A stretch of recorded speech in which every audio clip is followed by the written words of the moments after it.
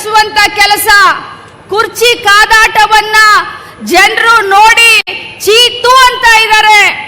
ಬೀದಿಯಲ್ಲಿ ನಡೀತಾ ಇರುವಂತ ಅವರ ಒಳ ಜಗಳವನ್ನ ನೋಡಿ ಕಾರ್ಯಕರ್ತರ ದಿಕ್ಕನ್ನ ತಪ್ಪಿಸ್ಲಿಕ್ಕೆ, ಬಿಜೆಪಿಯ ಕಾರ್ಯಕರ್ತರ ದಿಕ್ಕನ್ನ ತಪ್ಪಿಸ್ಲಿಕ್ಕೆ, ಕಾಂಗ್ರೆಸ್ನವರ ಮೇಲೆ ಗೂಬೆಯನ್ನ ಕೂರಿಸ್ಲಿಕ್ಕೆ ಈ ಬೆಲೆ ಏರಿಕೆಯ ಜನಾಕ್ರೋಶ ರ್ಯಾಲಿಯನ್ನ ಬಿಜೆಪಿಯವರು ಇವತ್ತು ಕರ್ನಾಟಕ ರಾಜ್ಯದಲ್ಲಿ ಮಾಡಲಿಕ್ಕೆ ಹೊರಟರು. ಅದು ಹೇಗೆ? ಅರ್ಧದಲ್ಲಿ ಮಾಡಿ ಮೊಟಕುಗೊಳಿಸಿ ಮತ್ತೆ ವಾಪಸ್ ಶಿವಮೊಗ್ಗಕ್ಕೆ ಇವತ್ತು ವಿಜಯೇಂದ್ರನ್ನ ವಾಪಸ್ ಮನೆಗೆ ಹೋಗಿದ್ದಾರೆ. ಜನಾಕ್ರೋಶ ರ್ಯಾಲಿ ಪೂರ್ತಿ ಕರ್ನಾಟಕದಲ್ಲಿ ಮಾಡಲಿಕ್ಕೆ ಅವರಿಗೆ ಮುಖ ಉಳಿಲಿಲ್ಲ. ಯಾಕಂತಂದ್ರೆ ಯಾವತ್ತು ಅವರು ಜನಾಕ್ರೋಶ ರ್ಯಾಲಿ ಮಾಡಲಿಕ್ಕೆ ಹೊರಟರು ಅವತ್ತೇ ಕೇಂದ್ರ ಸರ್ಕಾರ 50 ರೂಪಾಯಿ ಸಿಲಿಂಡರ್ನ ಬೆಲೆಯನ್ನ ಏರಿಸಿತು. ಅವತ್ತೇ ಕೇಂದ್ರ ಸರ್ಕಾರ 50 ರೂಪಾಯಿ ಸಿಲಿಂಡರ್ ಬೆಲೆ ಏರಿಸಿ ಆ ಜನಾಕ್ರೋಶ ರ್ಯಾಲಿಗೆ ಮುಖದ ಮೇಲೆ ಹೊಡೆದ ಹಾಗೆ ಒಂದು ಚಾಟಿಯನ್ನ ಕೊಡ್ತು. ಬಂಧುಗಳೇ, ನೀವೆಲ್ಲ ಇವತ್ತು ವಿಚಾರವನ್ನ ಮಾಡಬೇಕು. ಬಿಜೆಪಿಯವರು ಮೊದಲು ನಮಗೇನು ಹೇಳಿದ್ರು?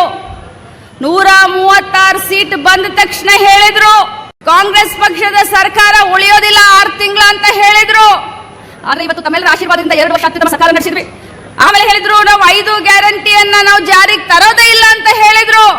5 ಗ್ಯಾರಂಟಿಯನ್ನ ಜಾರಿಗೆ ತಂದು ಯಾವುದೇ ಮಧ್ಯವರ್ತಿ ಕಾಟ ಇಲ್ಲದೆ ಇವತ್ತು ತಮ್ಮ ಮನೆ ಬಾಗಿಲಿಗೆ ಸರ್ಕಾರದ ಯೋಜನೆಗಳನ್ನ ಕೊಡ್ತಾ ಇದ್ದೀವಿ.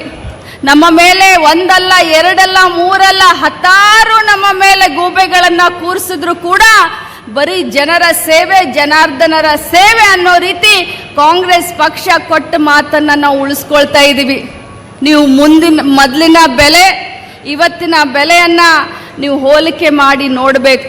ಇವತ್ತು ಇಷ್ಟೊಂದು ಸಂಖ್ಯೆಯಲ್ಲಿ ನನಗೆ ಮಹಿಳೆಯರು ನೀವು ಬಂದಿದ್ದೀರಾ. ಮುಂಚೆ ನಮ್ಮ ಸರ್ಕಾರ ಕೇಂದ್ರದಲ್ಲಿತ್ತು. ಕಾಂಗ್ರೆಸ್ ಪಕ್ಷದ ಸರ್ಕಾರ 10 ವರ್ಷದ ಹಿಂದೆ ಕೇಂದ್ರದಲ್ಲಿತ್ತು. UPA ಸರ್ಕಾರ ಮನಮೋಹನ್ ಸಿಂಗ್ ಅವರು ಪ್ರಧಾನಮಂತ್ರಿ ಇದ್ದಾಗ ಒಂದು ಸಿಲಿಂಡರ್ನ ಬೆಲೆ ಬರೀ 4,400 ರೂಪಾಯಿ.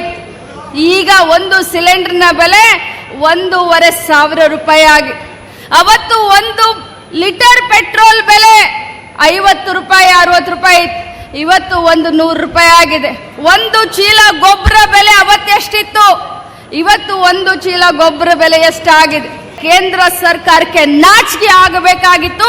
ದುಬಾರಿ ಟಿಕೆಟ್ ಅನ್ನ ಮಾಡಿ ಪ್ರಯಾಣಿಕರು ಪರದಾಡುವಂತ ಕೆಲಸವನ್ನ ಕೂಡ ಕೇಂದ್ರ ಸರ್ಕಾರ ಮಾಡಿತು. ಎಂತ ನಾಚಿಕೆಗೇಡ್ ಕೆಲಸ! ಜನರ ಪ್ರಾಣ ಹೋದ್ರೂ ಪರವಾಗಿಲ್ಲ, ಇವ್ರಿಗೆ ಮಾತ್ರ ಆದಾಯ ಬೇಕು. ಅಂತ ಅದಾನಿಯನ್ನ ಸಪೋರ್ಟ್ ಮಾಡ್ತಾ ಇರೋರು ಯಾರು ಅಂತಂದ್ರೆ ಈ ಕೇಂದ್ರ ಸರ್ಕಾರದವರು. ನಾನು ಇಷ್ಟೇ ಹೇಳಲಿಕ್ಕೆ ಬಯಸ್ತಾ ಇದ್ದೀನಿ. ಸಮಯ ಬಹಳ ಕಡಿಮೆ ಇದೆ.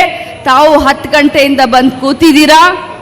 ನಮ್ಮೆಲ್ಲ ನಾಯಕರು ಇನ್ನೂ ತಮ್ಮನ್ನೆಲ್ಲರನ್ನು ಉದ್ದೇಶಿಸಿ ಮಾತನಾಡಬೇಕಾಗಿದೆ. ಬಹಳ ಪ್ರಮುಖವಾದಂಥ ವಿಚಾರವನ್ನ ಮಾನ್ಯ ಮುಖ್ಯಮಂತ್ರಿಗಳು ತಮಗೆ ಹೇಳಲಿಕ್ಕೆ ಹೋಗ್ತಾರೆ.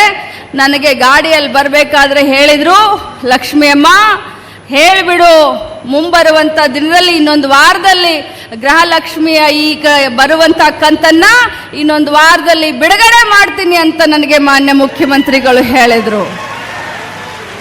ತಮ್ಮ ಭಾಷಣದಲ್ಲಿ ಹೇಳ್ತಾರೆ, ನಮ್ಮ ಮುಖ್ಯಮಂತ್ರಿಗಳು ಎಂಥವ್ರು ಅಂತಂದ್ರೆ ಕೊಟ್ಟ ಮಾತನ್ನ ಉಳಿಸ್ಕೊಳ್ಳೋ ಅಂಥವ್ರು.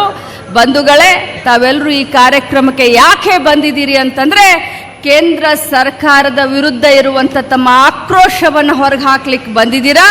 ತಾವೆಲ್ಲರೂ ಕೂಡ ಈ ಕಾರ್ಯಕ್ರಮಕ್ಕೆ ಬಂದು ಭಾಗವಹಿಸಿ ಈ ಕಾರ್ಯಕ್ರಮಕ್ಕೆ ಶೋಭೆಯನ್ನು ತಂದಿದ್ದಕ್ಕೆ ತಮ್ಗೆಲ್ರಿಗೂ ನಾನು ಇನ್ನೊಮ್ಮೆ ಕಾಂಗ್ರೆಸ್ ಪಕ್ಷದ ವತಿಯಿಂದ ನಾನು ತಮ್ಗೆಲ್ರಿಗೂ ಅಭಿನಂದನೆ ಸಲ್ಲಿಸಿ ನನ್ನ ಮಾತಿಗೆ ವಿರಾಮ ಹೇಳ್ತೀನಿ.